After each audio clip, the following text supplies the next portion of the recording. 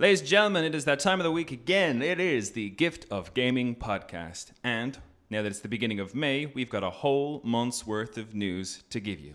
It's the April News Edition.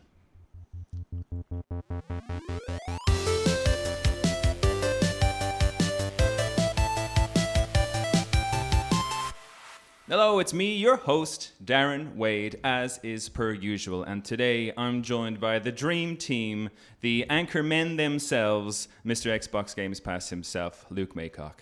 Luke, how are you? I'm not too bad, Darren. How are you? I'm good. Today I'm also joined, or we're also joined, Luke, by none other than the console-hating, PC-playing, full-time Canadian himself, Chris Robbins. Chris, how you keeping?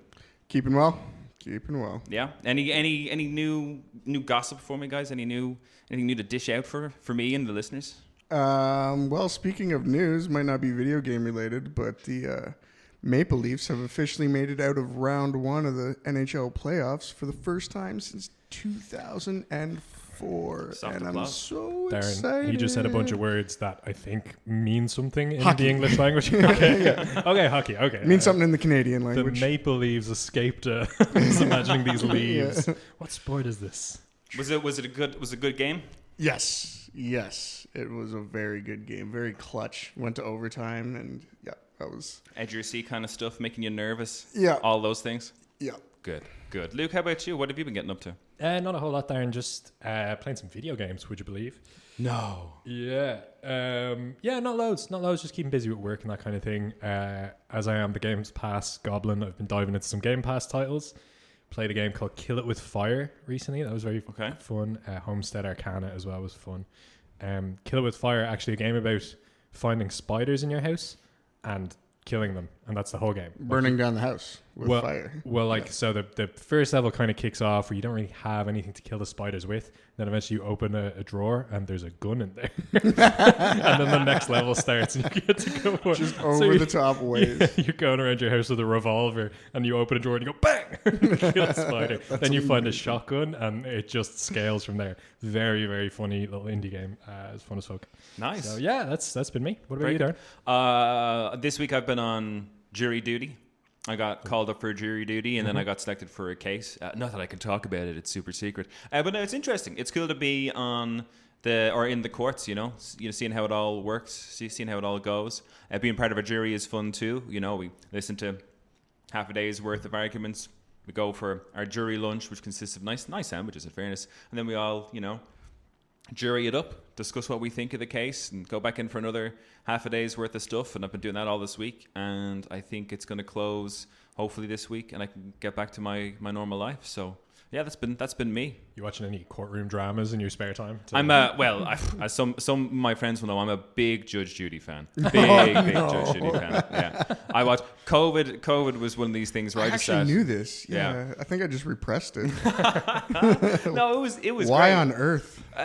God, I mean, it was COVID, Chris. Why on earth did we do a lot of things during COVID? But I got hooked, and there's a picture of Judge Judy in my apartment. I put it up above the sink, and I keep it there to remind me to be good. Not break any laws or anything. But it's been fun. It's been interesting. It's not the most riveting case in the world. It's fairly standard, but it is interesting just to see how everything works. And then kind of in my spare time. Oh, today, for example, is something new. I finally got to try PlayStation VR 2 for the first time. How'd that go?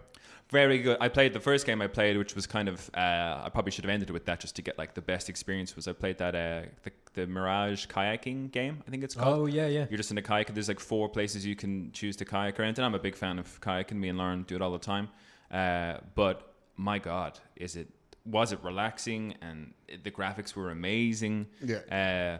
And just a really simple concept for a VR game that I was very, very into. And then we played Ragnarok, which was pretty much like a cheap knockoff of Beat Saber. Not nearly as good as Beat Saber, but fun all the same. Okay. You're kind of Vikings, and you're playing on the drums instead of with sabers, but to the beat of like cool kind of Viking music. That's that was pretty dope. And then the other one I tried was there's that Star Wars. I can't remember what it's called. It's a Star Wars cantina. You start off in a cantina. You get like blasters and stuff. That one made me really sick. Like I had to sit down afterwards and be like, no, that's about all I can handle. Nauseous, yeah. Very much so, because the movement's quite weird. You move with one analog stick, and then you turn the direction by turning yourself, and that just messed me up a little bit. And then I was, it's really cool because in the old VR that I played, you got it was just hands really. That's all you could see, and they were quite like, hands were never that detailed. And there was, when you look down, there was no body. Yeah. But I was playing the Star Wars one, and I looked down, and I had this cool outfit on with like blasters attached to myself, grenades, and you can take all that kind of stuff off your person and throw it and use it and stuff. So it felt very very immersive. But yeah, it made me quite sick. I think. Yeah, I've always worried about like how I would feel playing VR, especially when it comes to analog controls. But I have been a bit more interested lately. Like my buddy from way back when, he started like streaming online, just like a few followers, but he plays VR and it's strictly racing games, and he has the whole setup. He has the steering wheel and the clutch and like the gear shifter. Yeah. And I was watching him play that, and I was thinking, you know what, I could really get behind that. That would be pretty cool. Well, my favorite, I think I said on the podcast before, my favorite VR experience was playing Rogue Squadrons or whatever it was, where you were in a cockpit and you could look around and see everything around you. And I think Gran Turismo 7 has a VR piece coming out as well for the PlayStation VR 2. It would make sense. Which looks pretty damn cool, I have to say. But yeah, those kind of things I could really get into. Now, that being said, Rogue Squadron made me feel, again, very sick after playing it for like half an hour, 40 minutes. But the experience was incredible, I have to say. I'm sure every astronaut feels that way too. Space is just weird, man. Yeah. It's the closest I'll ever get, Chris. But yeah, so we're here to talk about April's news. And Chris, you and me were having a chat. It was I'd call it a quiet, by our standards, what we've dealt with so far, it was a pretty quiet month. Well, I think it's just on the tails of March, which was just nuts for news. Yeah. Now it's a lot more quiet, right? So yeah. But we got a couple of interesting stories nonetheless, and I'll kick off with our first one, right? This is Sony has a new handheld, possibly, right? This is coming from Inside Gamer by Tom Henderson, right? So, following days of speculation, Insider Gaming can report that there's a new PlayStation handheld in development. Codenamed the Q Lite, the next PlayStation handheld is the next piece of Sony hardware that aims to be yet another piece of hardware that requires the PlayStation 5. Insider Gaming understands that the Q Lite is not a cloud streaming device, but instead uses remote play with the PlayStation 5, a feature the console giant has been pushing these past couple of weeks. Supporting adaptive streaming up to 1080p and 60 frames per second, the new device will require constant connectivity to the internet.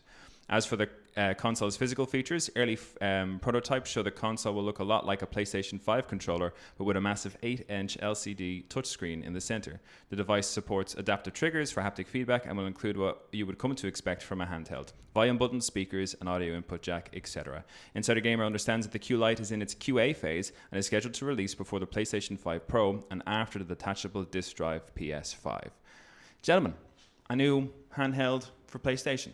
Oh, it's hardly a handheld. It requires the PlayStation 5. First of all. And internet. Yeah, Full-time because you have to be connectivity. on the same network as the PlayStation 5 because you're just streaming games off the PlayStation. So, like, it's not going to have any games installed on it. Like, this is absolutely terrible device. I don't know why it exists. Just make it your own standalone handheld. Like, this makes no sense. So the interesting thing about it is, if it is, let's say, remote play, which has existed for years on Steam. Like, it's super easy. All you do is install an app on your TV, and then you can just stream. That. Yeah, that's been a thing. Steam had a really big push about that like 5 or 6 years ago. It was a really big thing. They sold like units specifically just to do this. They've actually abandoned the units and just went with an app. Like, if you have it's only available on certain TVs. So, like, I think Samsung, but you just install Steam. I think they kept the same name, Steam Link or Steam Remote Play. And yeah, PC can be all the way in like another room, and it just streams live to your TV. And that's essentially what this thing is, but just on a handheld console. So I don't know why. Like, why? Well, for someone like myself who loves a handheld, I've always been a Game Boy fan, love the Switch. If I could sit in my bed before I go to sleep at night and play some Horizon, but PlayStation has to be on too. That's okay. It's, it would have been on anyway. So, like, I mean, I know it's not ideal, but the idea of being able to play my PlayStation 5 games in my hand anywhere in my house is something that definitely appeals to me. This is interesting to me because it's like it's remote play, not cloud. Mm-hmm. So PlayStation haven't made any moves in the cloud gaming scene for a while. So it seems like this is the direction that they're going instead. They want to do a handheld device that you can pick up and just use anywhere around your house. And it is a big screen, like it's bigger than the Switch. Switch is about 6 inches. Mm-hmm. This is an 8-inch screen, going to be playing 1080p. So the resolution will be quite nice given the size of the screen, 60 FPS. I'd say you can get a fun experience out of it. Yeah. I don't I don't think it would be my cup of tea, but they're trying something. Like they're going for, Sony are doing their own thing very much. Nobody else is doing something like this. Like Nintendo's all remote / you can plug it into a TV if you feel like it. It's the opposite to what PlayStation is suggesting. Yeah. And Xbox is native console, and then their cloud service, you can play it on your mobile phone kind of thing. So yeah, no, it's a weird one. Not for me, but interesting. They're trying something. Yeah, I mean, like I said, and so is the theory that it requires internet connectivity, but does that mean that you have to be on the same network as your PlayStation? I'd imagine. Yeah, Yeah, like so you you couldn't can't be just- off in like an airport. Yeah, you couldn't and take it somewhere. streaming games from your PlayStation. I don't think that technology even exists, but I could be wrong. Oh my that's, god, that's cloud gaming Yeah, essentially. it's literally just for like in your house. just if you don't want to be on the TV. Yeah. I reckon they lose money off this. I don't think it's a good idea. Well, I'm sure I mean, I didn't think it was worth putting up newsworthy wise, but I think the PSVR 2, they've reduced their production by 20% because that's not really being picked up because of its price point. It's quite expensive. So it depends on what this would come in at. Like if this was, I don't know, 200 quid, which I don't think it will be. It'd probably be more than that. But if it was 200, 250 quid, I'd probably consider investing. Anything after that, though, I'd have to really think about it. I would guess 400 for this. Yeah. That would be my guess. Yeah. It's a again, interesting idea. Literally no one else is trying something like this, so if Sony thinks that'll stick, it's an interesting direction to go. I hadn't heard about this at all, by the way, before this was mentioned on this. The Q Lite hadn't even come across It's my a dumb radar name at all. too. Yeah, it sounds like So I think that's just sounds like a Nokia phone or something. It does, So actually, doesn't it? I don't think that's what it's going to be called. I think that's what it's The project name? The project Yeah, name okay. is called Q-Lite. And yeah. if it comes out at 400, just Steam Deck, infinitely better. Yeah. Bit more, but That is like sorry, infinitely better. That is a really good point. They do have to. It has to be cheaper than a Steam Deck. Yeah. Because a Steam Deck is the full shebang. Like it's the Yeah. full deal. So it has to be like 200, 250 at a push. But it has to Because they'd be kicking themselves in the teeth because all of the PlayStation exclusives have like their history recently is that anytime they come out the following year, it tends to release or get some kind of PC port as well. So if I could get my Steam Deck and play them from Steam, and the Steam Deck's amazing and it's the same price as a remote play PlayStation 5, whatever that thing is called, it's a no-brainer. It has to be cheaper than the Steam Deck. Yeah, Otherwise, it's completely and utterly pointless for them to do that. Yeah. because you can pick up your Steam Deck and leave your house and still play. Yeah. So it'd be nuts if it costs any more than like $250. But I don't know. Well, here, we'll have to wait and see if it actually sees the light of day. But no, I'd be curious, especially to see what it would look like, because we haven't had a handheld since the PSP from Sony, and the kind of Switch has been the handheld since then. So I'd be with the exception of the Steam Deck, but I'd be very keen to see what a PlayStation 5 handheld thing looks like. I love that. I love that branding. I love that white, that black and white kind of color scheme that the PlayStation's got going. So I'd be keen to see it. Mm-hmm. Moving on, Chris, you haven't seen the Super Mario Brother film yet, have you? I haven't, no, but I'm not too worried about spoilers or anything. Okay, well, I don't think this is spoilers, but this next piece is the Super Mario movie hits $1 billion. This is from Vulture, and it's a article that has been written by Alejandra Gularte. So the Super Mario Bros. Movie continues to collect coins at the box office, very clever, 3 weeks after its release. The video game movie broke many records for Universal, like becoming the highest grossing video game adaptation and the highest grossing film of the year so far, as it earned $871 million globally in April. Now the film is projected to cross over $1 billion globally next week, making it the first film of the year to hit that mark. However, it has a limited time to do so before Guardians of the Galaxy 3 hits theaters the following week. As the film finds box office success, it leaves the question of whether will it be as decorated. Sorry, let me just have a look at this. Of whether will it be as decorated during award season as well. It's almost a surefire guarantee Super Mario Bros. Will earn some orange blimps at the Kids' Choice Awards. But for the rest of Hollywood, we're hoping for at least a nomination for Jack Black's Peaches. Now, there was an update as of yesterday on this article that reads as following. Wahoo! The Brothers Mario have done it. The Super Mario Bros. Movie became the first film of 2023 to cross the $1 billion mark, despite 1, the whole film being up on Twitter for hours, and 2, selling many more children's tickets than other box office juggernauts like Top Gun Maverick. According to IndieWire, Super Mario Bros. Is on track to surpass the box office of any animated film this century. Luke, did you enjoy the film? No. Oh my god! No, I didn't. Just a hard no. No, I did not. It was beautiful. It was beautiful. the listeners may know that I'm a big animation nerd. The animation in it was fantastic. It's Illumination. It looked gorgeous. It like plot wise, it was paper thin. It was just a kids movie, and you know, I didn't enjoy it from that. I couldn't even go into the film experience with that in mind and enjoy it as such, because I just wanted more. I didn't want to be treated like a kid kind of thing with the plot and stuff like that. I know it's just Super Mario Brothers and what can you do, but it was like I was watching it for a few minutes and I was like, wait, what do I like about the Super Mario Brothers? I like it when I can control them and like jump on Koopas and get coins. Yeah, that's not what this is going to be, is it? Okay. Yeah, so but like beautiful movie, really well executed, clearly doing very successful, but it's a kid's movie and it wasn't kind of, I'm a 31-year-old man, Darren. It wasn't aimed at me. No, and that's the thing, and that's the important thing, because Chris Pratt came out and hilariously said that the harshest critics of this film will be middle-aged men living in their parents' basements, which was a bit of it, like shots fired. But he was right. Like, I mean, it's a film aimed at kids, and I went into the cinema knowing that, and I had a rip-roaring good time. I would give it a solid 7.5 out of 10. I mean, plot, paper thin, but again, it's a Super Mario Brothers, what do you expect? But all that, like the music, the melodies in it, all the Easter eggs, it looked amazing. Luigi got a decent fucking role in it, which, you know, I was super chuffed with. And there was even a moment where Luigi's kind of, before he gets captured by Bowser, he hides himself in a castle, and there's this tiny little motif from Luigi's mansion, and that's kind of all you get from it, but it was so well done. Yeah, I mean, the middle section of the film, there's a bit where the Donkey Kong army, which apparently exists, all have carts from Mario Kart. That's where they introduced the Mario Kart bit. And that bit makes no sense, because you're there for ages getting all these carts ready to do a whole Mario Kart thing, and it ends up meaning nothing in the grand scheme of things. No. So for that perspective, that's where the plot got real paper thin, and I was like, I don't know if this is... Donkey Kong had an army? Like, that's like... Cranky Kong had an army. Oh, okay. Because Donkey Kong always struck me as like a solo guy, just going wrestling crocodiles, get his bananas back. Yeah, well, you'd probably like the way they did the character of Donkey Kong in this. That is exactly what he is. Yeah, and they all delivered. Like, I mean, my biggest worry was the cast. I had no problem with Charlie Day as Luigi. As for the rest, I was kind of... Oh, and of course, Jack Black as Peaches, I had no problem with whatsoever. Jack Black as Peaches, sorry. Jack Black as Bowser, who sang Peaches, which was a hilarious song in it as well. But Chris Pratt did a decent job, and Seth Rogen, who has the classic Seth Rogen laugh in it, the yeah, that's so Donkey Kong. I love it. Yeah. So that would actually he suited that quite well, and Anya Taylor-Joy, is it, who did Peach? She's class in it, So okay. I had a great time.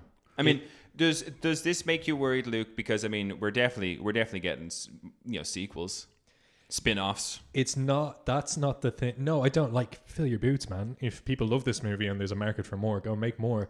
The thing for me, I think it's great for kind of video games writ large that there's a big video game property that's printing money. That's great for the industry at large. The one thing that it does just kind of is like a little thorn in my side is that this is... Like, we grew up with video games, and the whole narrative around a lot of this when we were all growing up with video games was that video games are for children.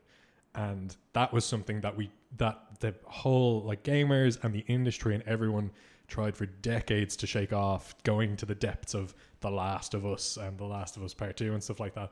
Like, these really dark adult-themed games, and that was like, oh, video games aren't for kids anymore. This isn't Pac-Man anymore. Like, we've grown up, kind of thing. Yeah, like, but Mario will always be for kids. I mean, it will always be for kids. It's just the fact my nerves are settled by the fact that the Last of Us TV series just was out and was a huge critical success. Yeah, because it means video games don't have to just be one thing. Hopefully, the takeaway that the film execs and producers will have is that, video games can tell all kinds of stories, and that it's like Disney kind of like pigeonholed himself over the years and always complained that animation isn't a medium for children. I hate that I always have to make children's movies. I'm trying not to make children's movies. I hope the same thing doesn't happen to video games, but it's such a tiny, like, fringe complaint. I'm delighted for the video game industry that this movie did so well, and if you want to make more, fill your boots. Yeah, I mean, I got to know though, just because it's fresh on my mind. I just rewatched it this weekend, but how does it stack up compared to Sonic? Interestingly enough, I watched the second Sonic movie about 2 or 3 weeks ago. It's surprisingly, it's not as good as Sonic in terms of Sonic's got a bit more of a plot going on about it, and it's but it's funny because I think Sonic always had a better storyline than Mario ever did. Like Mario was always, got to save the princess. She's in another castle. That was essentially it all the time. Whereas Sonic had, Dr. Robotnik. Save the forest critters from being enslaved as robots. Which is pretty kind of cool. Yeah. You know what I mean? It's got a bit of an edge to it, which Mario just doesn't have. And to me, the Super Mario Brothers movie, Sonic 1 and Sonic 2 have all been very pleasant surprises. I enjoyed the heck out of all three of them. Do I think any of them are Oscar worthy? No. It's funny, which did I enjoy more? I had such a good time watching Sonic 2, but like the Super Mario Brothers film was... I thought Sonic... Well, I just rewatched Sonic 1. I thought Sonic 1 was far superior than the second, but... Yeah, I think so. And I think they and we'll go on to, I think for the post show, I've got a couple more news items, but like there's the whole thing with Knuckles in the second one, which they kind of didn't really do. And I wouldn't say... It's not they didn't do Knuckles justice. They just took him in a direction... They didn't do the... Knuckles I had always envisioned. I always wanted like a Raphael character. That's what I had in my head. Like a bit of attitude, kind of a bully. He's super serious in the second. Too Sonic, serious, I think. Yeah. And it's funny because it's Idris Elba that voices him in Sonic 2, which was... I think he does a great job. I still think it was the wrong choice for a Knuckles character. Well, just using Idris Elba and not putting his actual face in your movie is just... I think that's wrong right there. It's a crazy choice.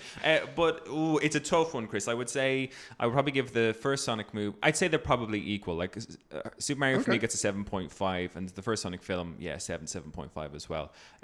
They're just enjoyable films, and it's nice. I mean, for me, for Mario, what makes me very excited about that as a film was the last Mario movie we had was the 1993 Mario film. And that's a train wreck. Masterpiece. Yeah. But it's so nice to look at Mario now and kind of think to myself, there's a decent Mario movie that exists, Yeah.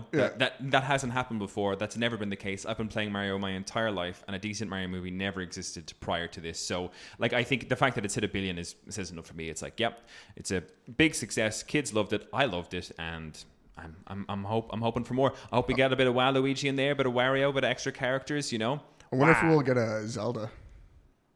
I can imagine this. Maybe. I can imagine this opening the door for so much animated Nintendo stuff. Zelda.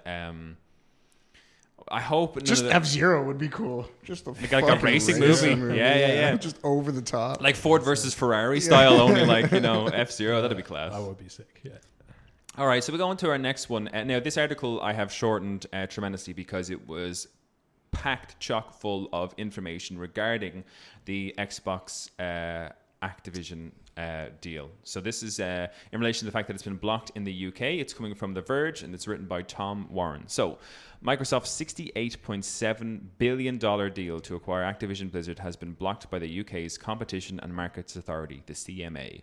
After months of analysing 3 million Microsoft and Activision documents and more than 2,100 emails from the public, the CMA has concluded that the deal could alter the future of the fast-growing cloud gaming market, leading to reduced innovation and less choice for UK gamers over the years to come. Microsoft says it will appeal the decision, but it's a blow to Microsoft's hope of acquiring Activision Blizzard and will likely prevent the company closing its giant deal if an appeal is unsuccessful. Microsoft has a strong position in cloud gaming services, and the evidence available to the CMA showed that Microsoft would find it commercially beneficial to make Activision games exclusive to its own cloud gaming service, says the CMA. The CMA estimates that Microsoft controls around 60 to 70% of global cloud gaming services, and that adding control over Call of Duty, Overwatch, and World of Warcraft would give Microsoft a significant advantage in the cloud gaming market. Gentlemen. Which needs development. Yes, but do you think it needs development all by the one party? I mean, PlayStation, like, they've moved from cloud gaming to do some sort of like remote play shit now. So Stadia's somebody's dropped got to off. step up. Yeah, somebody's got to step up. Yeah, it's a complete reframing of the original point of of why Activision's the Activision Microsoft deal was a bad thing. It was anti-competitive in the market at large. Now it's specifically anti-competitive in cloud gaming, which nobody else is in the business of. It's just weird. It just smacks of weird the whole way down. I don't understand. Like, blocked in the UK, but they're two American companies. Like, why do they care? Can't they just go ahead and do it anyways? Like, there's a few things that, like, there's a few thoughts that pricked up when I did hear this. I thought the exact same thing as yourself. Yeah, in theory, I think they absolutely could. It wouldn't be great for Microsoft's position in the UK. Like the Microsoft have a big stake in the UK, and in UK video games companies, there's a lot of first party publish companies there. Like Rare is one of them. There's big houses that Microsoft have strong relations with. It's a weird one because you're kind of looking at, what is a company's relationship with a government body. The flip side of it is, I think they could go ahead and do it anyway, but it wouldn't ring, like there's politics at play there, and like Microsoft kind of have to be seen to play ball with the markets authorities. And The Verge has said that if an appeal is unsuccessful, it will likely prevent the company from actually going through with its deal. Yeah. See, it's an interesting one because I was right there with the argument of it being just like,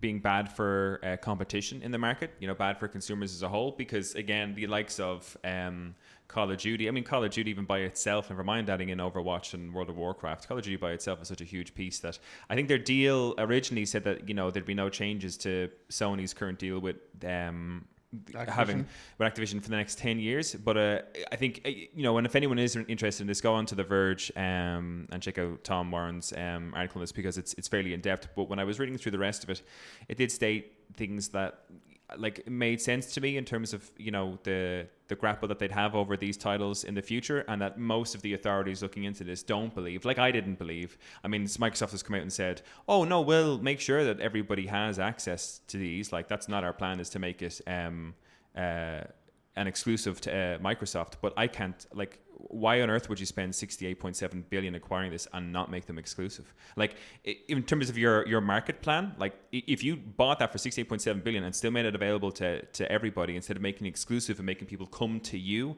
to play these games, it doesn't make any sense. And I think, Microsoft saying that, it didn't seem like anybody believed that at all. Like, most of the market groups were like, well, we can't see them after 10 years allowing it to be not exclusive.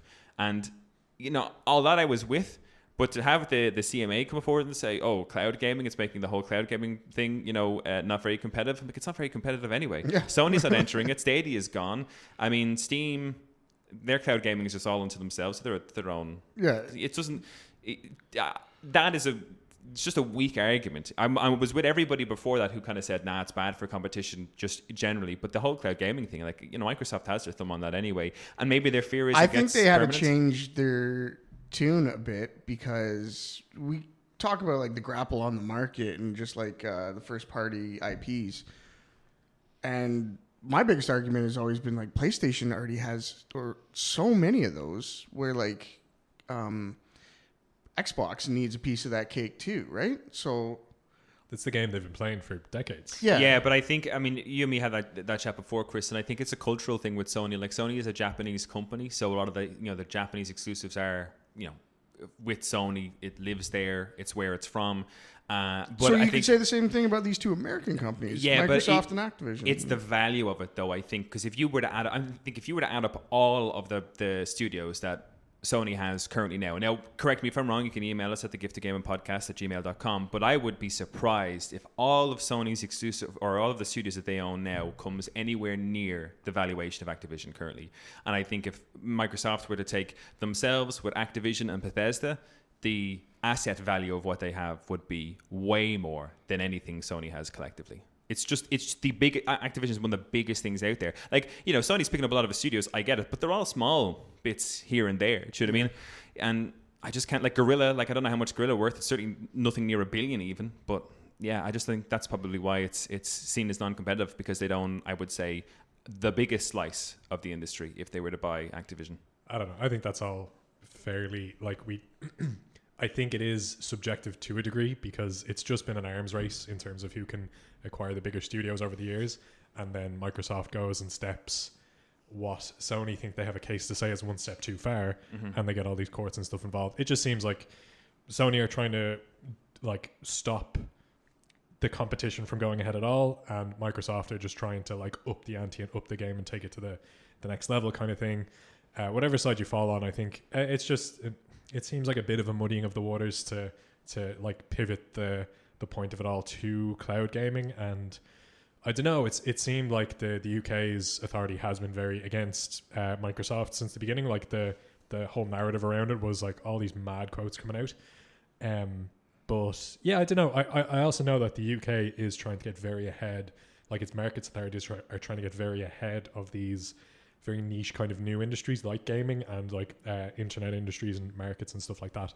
They're drafting a bunch of new powers that the markets authorities will have kind of more unilateral control over their bills and drafting. So I know that the UK, just on a political level and a like geopolitical level, they are making big steps in terms of trying to put their foot down on certain issues, whether they're good stances or not. Like I don't agree with a lot of the moves, but they are like trying to like get ahead of these because they don't want to take issues like this to courts. Yeah. So the UK are kind of, they've been seen to do a lot of things around internet activity and gaming where they're just making decisions and they're saying this is the standard, you can't cross this line, this is how it is. And then I'm just looking at, just another thought crossed my head there, like the three games that they mentioned there, Call of Duty, Overwatch. Well, World of Warcraft isn't really competitive, but like Call of Duty and Overwatch, they're competitive gamings, like big games across the spectrum of e-game, and Call of Duty and Overwatch are up there. I mean, nothing up as high as the likes of League of Legends or Dota or whatever, but they're pretty important games for e-gaming. And I think that'll probably be another thing that would bother everyone else other than Microsoft, that if you were to take these cross-platform competitive games and just lock them all into one box, I think would bother a lot of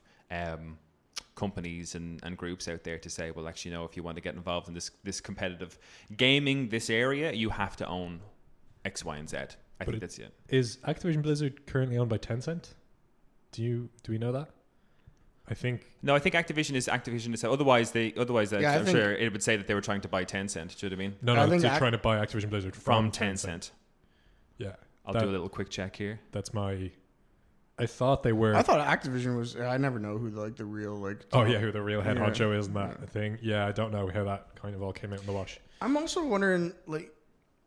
So Activision obviously wants this deal to go through because they're trying to sell their company. Uh-huh. Like, where is it written in the rules that they just like, you know what, fuck it, we'll just stop making games for Sony?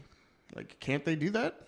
Well, I mean, obviously there's contracts in place, but they could just be like, if you want to block this contract, we're just not going to make games for you, and they'll be exclusive to Xbox anyways. So they could find other ways around it. I think they're trying to do it by the laws of like fair consumer practice, fair business practice, and like fair markets practice is what they're trying to do. But yeah, for sure, if they could just go behind everyone's backs and do their own private deals, nobody wants that. But Activision Blizzard is owned by Activision Blizzard. They are the parent company. Their own sole proprietor. Yeah, they're their own entity.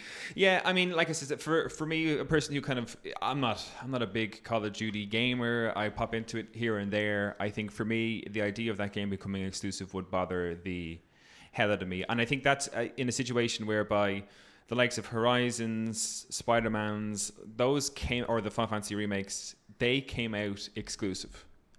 And I guess, do I have an issue with that? No, because I have a PlayStation, so I'm obviously biased. But the idea of having this thing that I've always had access to and suddenly no longer having access to, I just don't know if it's right. I think if you look at Sony's acquisition of studios, they acquire them and build games to be exclusive as opposed to buying things to pull games away from other places to be exclusive, which is probably another point in their argument to say, this has been available for everybody.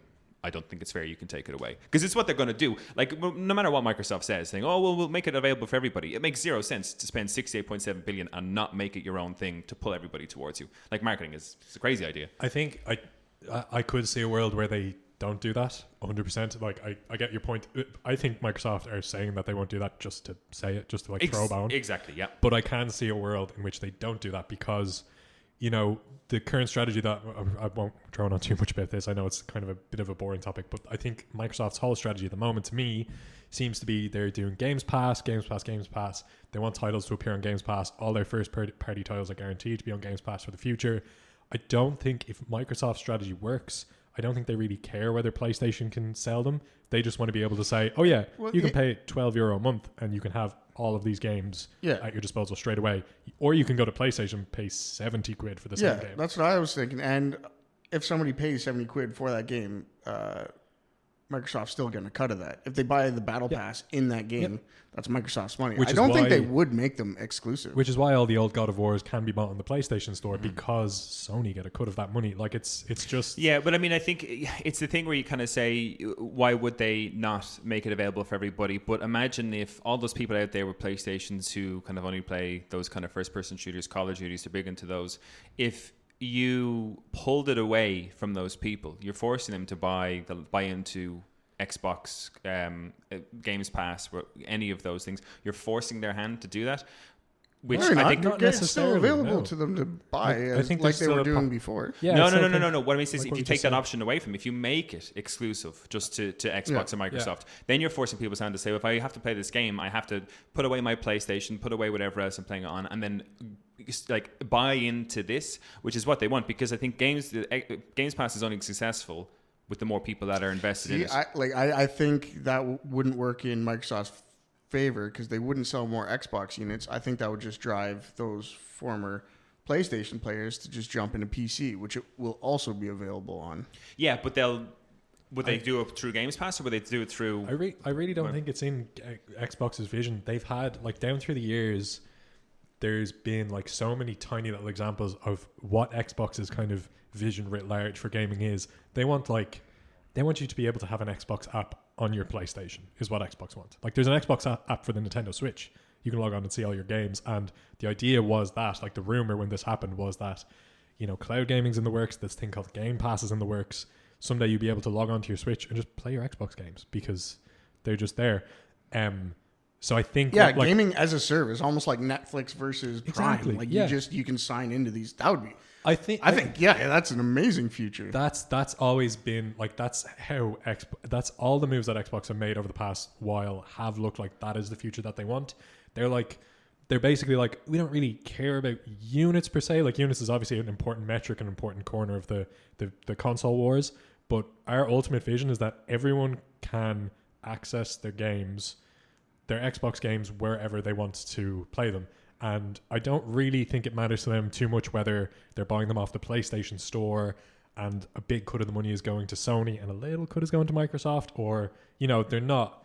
I think they would be a bit silly to, like, or it would be premature of us to assume that they are just going to take it all off the market. I don't think that would be, nobody really thinks that would be the smart move to make. Yeah, I mean, the thing about it is that seems to be the argument that's being made by any roadblocks they've hit so far. That seems to be the thought of the anticipation is that they eventually will pull them. Can. Yeah, I mean, they've got full control. Yeah, that's so the it's a problem. possibility. But I don't think it would behoove them. I don't think it's wise. But anyway, that's a lot. And it's funny because I thought I was kind of hoping it wouldn't happen, and then for a while I kind of thought, well, this doesn't seem to be any sort of major roadblock, so I guess it is. This has kind of surprised me. This news coming out, I'm like, oh, this could actually be very much a period in the deal just not happening, which watch the space. So wait and see. On to our next one, fellas. And we just watched kind of the trailer of this before we came on. This is about Unrecord, realistic gaming. Yeah, I popped this up into our group chat the moment my buddy showed me. We were at the pub and he's like, have you heard Unrecord? I was like, what are you talking about? He's like, oh, it's this gameplay trailer. And I watched it. I was like, that's not gameplay. That's a video. He's yeah. like, no. So this is coming from Michael McWhirter from Polygon, and it reads, an independent game studio made a big splash this week with footage of its project Unrecord, a first-person shooter in which players take on the role of a police detective. What sets Unrecord apart from its FPS counter-contemporaries, whatever it is its presentation. Players witness the action through the slightly warped lens of a police body camera. Unrecord looks unsettlingly real due to its Unreal Engine 5 powered photorealistic graphics, but there's more to the game's presentation than just convincing lighting and believable derelict game levels. The fisheye lens distortion and herky-jerky movement as the player chases down and shoots at suspects looks nearly indistinct from real-life body cam footage that we've been inundated with as police departments release similar footage to the public, often for incredibly distressing reasons. In fact, some viewers have questioned whether the gameplay footage of Unrecord is gameplay footage at all. The studio behind it, known as Drama, says it is. We do not use any real videos or external rendering, it promised, in an FAQ released on Thursday last week. There have been many doubts raised about the authenticity of the game, the studio said. The game is developed on Unreal Engine 5 and the game footage is captured from an executable and played using a keyboard and mouse. It is not a VR game. In reality, it seems rather flattering to compare the graphics of Unrecord to reality, but unfortunately we know that a game's first focus is on gameplay and the universe on which we primarily, and the universe is what we primarily concentrate concentrate on. Considering the high production cost of a video game and our global reputation at stake, if Unrecord were a scam, it would be a blockbuster scam. Reaction to Unrecord has varied from disbelief to astonishment and even concern. Popular and controversial streamer Trainwrecks, in response to Unrecord programmer and co-director Alexander Spindle, expressed anxiety about the footage and ensuing political response to it, saying, "This level of realism for shooting and killing makes me feel uncomfortable, as if I'm watching a real leak from a military or police operation." Gentlemen, thoughts? I agree with was it Trainwreck's comment Trainwrecks, there? yeah. It's a bit too real, especially with what's going on in the world today and like the level of mass shootings in particular countries. I don't think.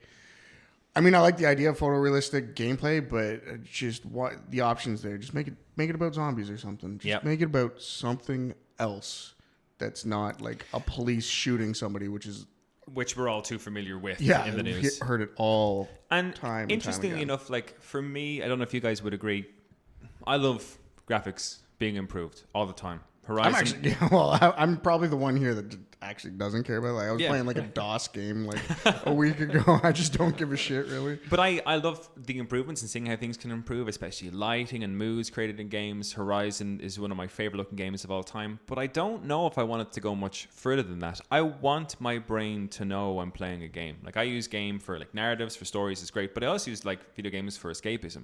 And there's nothing about Unrecord that seems remotely like escapism to me. It's like, oh, you want to escape your real world? Well, welcome to this world, which is very similar to the real world, only you're playing it, you know? Yeah. I mean, there's some games that wouldn't mind like racing and stuff like that. I think that would be great as photorealistic. But photorealistic people, I feel like there might even like laws develop about this. Just like you can't really animate that close to like an actual person.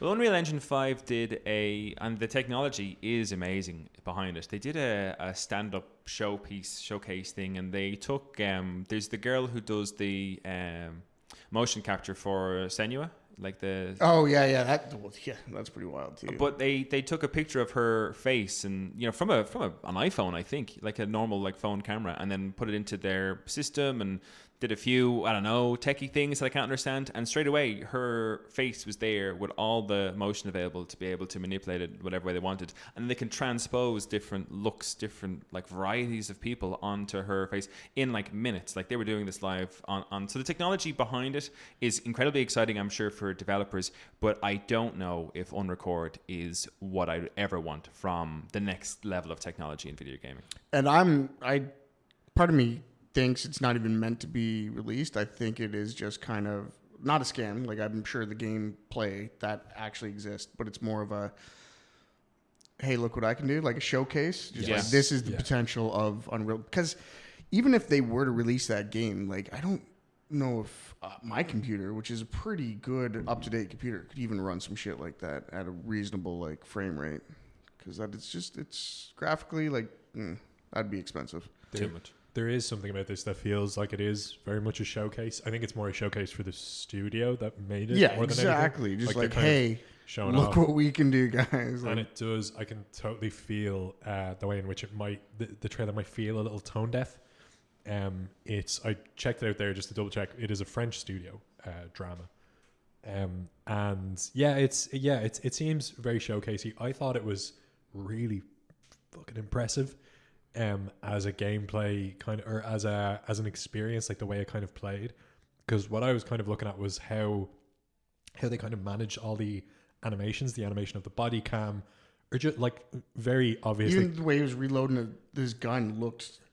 It was organic. It looked organic because it was like the body cam was moving very organically while that was happening. So you had some kind of motion that your brain could go, oh, it's moving like that because it's a body cam. Like, and they animated that well enough to convince us that like there's so many sections of that trailer you could watch and be like, yeah, that's just live footage, because the body cam also comes with like a kind of de-reses, like body cams aren't very HD cameras. You can kind of res down some things like that, get away with that. You can add like a kind of a filter over it and blur it out a little bit.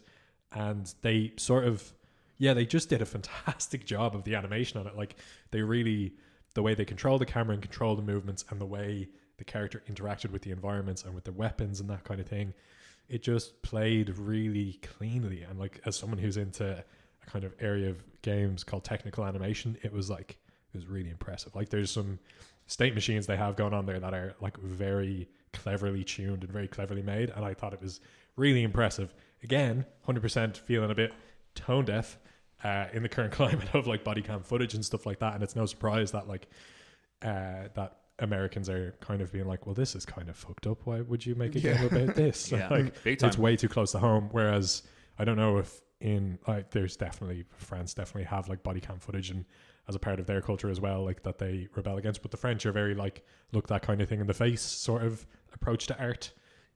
So they would have a very different kind of, I think, response. It's not. It kind of when I started looking into the studio, it wasn't going to surprise me that it was made by a not American studio, because I, like you said, Chris, I couldn't see an American studio actually doing something like this. Oh, it'd be Ever getting the suicide. green light? Yeah, yeah, exactly. Yeah.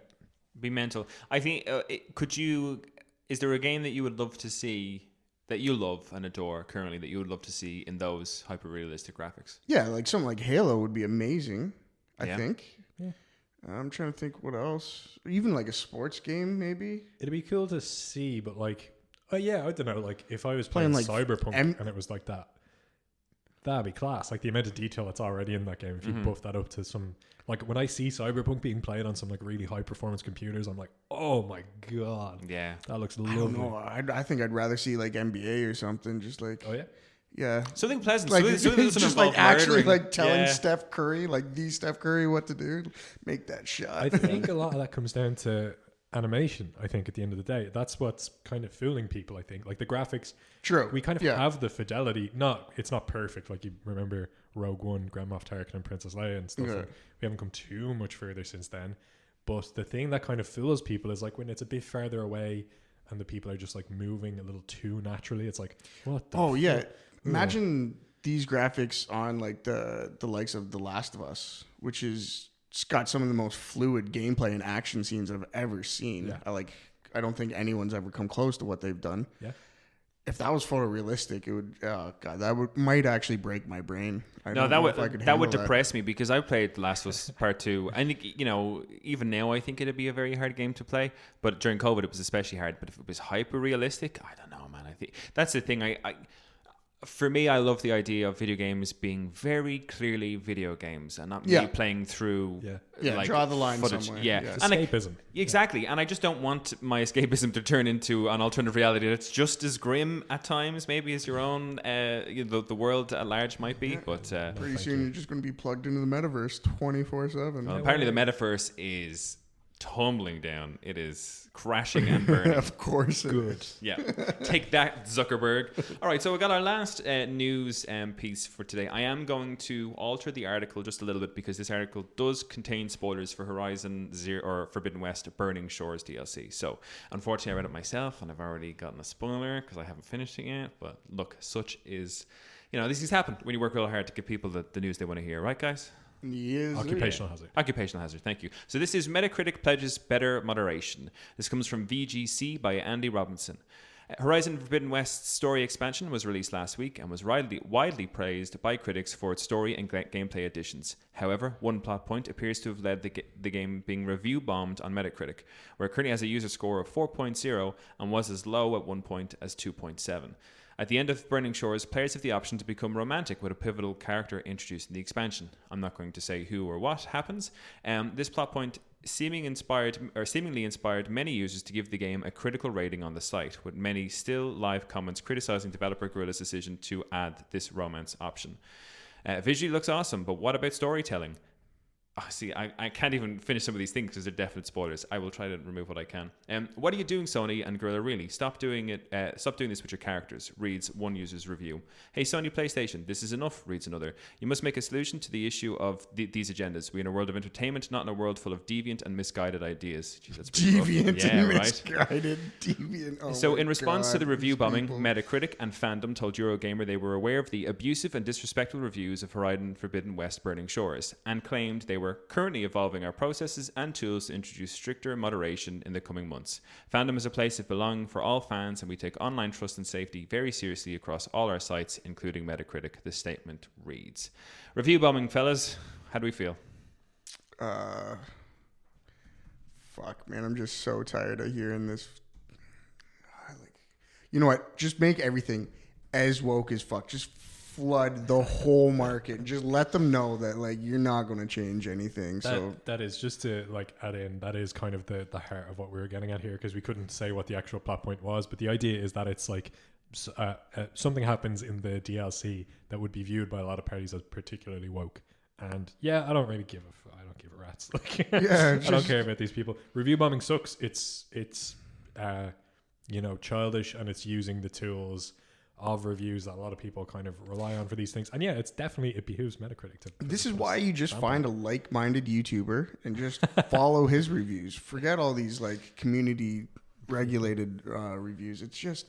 It's nuts. It could be the best game in the world, but oh my god, if there's just like one scene of homosexuality, it is god awful. It shouldn't exist. Like, it doesn't make any sense to me. Like, or like a war game with a woman on the cover instead of a man, and people lose. Oh my god, minds. Yeah. Like the latest NHL game had Sarah Nurse, one of the Canadian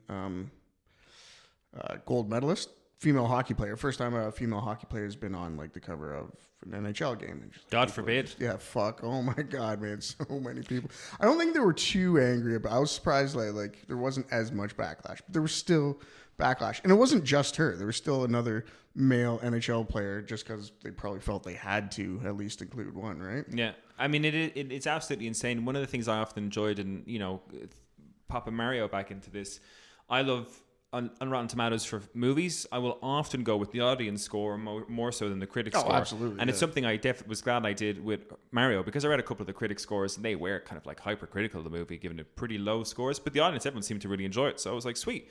And that's what I'm interested in. But I hate this idea that people are like, oh, there's homosexuality in this game, and obviously Guerrilla have an agenda. It's like, no, fuck off. It's like, this is a story. It can happen in real life. It's happening here in this game. Get over yourselves. But for me, if I didn't get the Burning Shores and I just had a quick glance at a Metacritic score and seeing that it was completely bombed, I'd be like, oh, this game must be fucking broken. Because my natural instinct is to think that people are reviewing these things badly because it's broken or not as advertised, not because their storyline has some stuff that makes people feel very uncomfortable for no real reason. Like, it's mind-boggling. I hate it. The best part is you can just filter out. Just let's go to see the lowest reviews, and you start reading them, and they don't bother trying to like shelter their opinion. They'll say the reason they're review bombing right away. Yeah. It's just like too low. Goddamn, they got to stop this. Blah blah blah blah blah. And it's just like, okay, so just if 90% of the 1-star reviews is just like woke, then you could just be like, okay, get rid of all that from like the average. And some of the comments have to be crazy. I mean, this last one that the article comment is, you must see a solution to the issue of agendas. We are in a world of entertainment, not in a world of deviant and misguided deviant and misguided. Deviant. Oh my God. Like, it's just, it sounds like some like backwoods priest just like yelling at his like at the church. And the worst part of this, right? Like, because homosexuality is a sin, it's deviant. It's just like, and for fuck's sake. The worst part about this is that, like, in the first 2 games of Horizon, it hints to the fact that Aloy, she might prefer women over men. That's absolutely fine. And the issue that I have with this one is, there's an option. So unfortunately I got this spoiled for myself, and I know who the character is, etc. But you don't, like, it's not forcing you down a romance path. You literally have an option to say yes or no to this being a thing, or this is how you want this DLC to end. People have the option, and they still fucking go mental. It's just, there's no hope. There's no hope. I mean, couldn't you do the same thing with Commander Shepard, like way back when in oh my God, Mass Effect. Yeah. But so there was a couple of male characters. If you had a male shepherd, you could have a romance with them. And if you were a female, there was a number of female characters you could romance with. Yeah, is that in that way? Is that what you mean? Yeah. But like, I don't think anyone had an issue with it back then. No, because we weren't crazy. We weren't crazy back then, Chris. We've all gone fucking for mad. For some reason, there's just this idea of like, there's this woke culture, and just like these people are just like martyrs or something. They're just trying to damnedest to stop. I don't know. I'm just so sick of hearing it. But it is interesting. Like, one of the things that bothered me a lot was Elon Musk's takeover of Twitter, and he invited everybody back who got kind of knocked off the platform because of what they said were hateful, racist, etc., etc. Trump got back on, Andrew Tate got back on, etc., etc. Just like bad news kind of people. And he's lost 80% of the staff for Twitter. And in an interview, he was like, how can you afford how can you keep the business moving when you've lost 80% of your employment? And he openly said in the interview, being like, well, you don't need to moderate or censor a lot of stuff. It actually turns out it doesn't require that many people to run Twitter. I'm like, there's a reason all those people were there. Maybe not all of them, but like there was a reason so many people were there, because it's like so many people can access this. And I know there's like a who's right and who's wrong and what can and can't be said. And censorship's a very delicate area. But there are people out there just spouting absolute hate and nonsense. And I just don't know why people think it's okay to give people like that a platform. Just be kind to each other, you know? If you don't like the game, don't play it. Don't review bomb it because a girl kisses a girl and you're... Oh, fuck, man. Oh, my God. Yeah, I would be happy to see Metacritic step forward and I remember, work a bit like, more moderation in. Yeah. Wasn't there a time where young teenage boys liked seeing that in a video game? Like, not anymore, Chris. Happened? Because the devil's got his claws on us now, Chris. You know. God. Yeah, we're all about that life. So that's the news, fellas. That's kind of what we picked up as our big stories for the month. To our listeners, if we missed anything, please let us know at thegiftofgamingpodcast@gmail.com. If you want to get involved or listen to updates, you can check us out on Twitter @giftofgamingpod.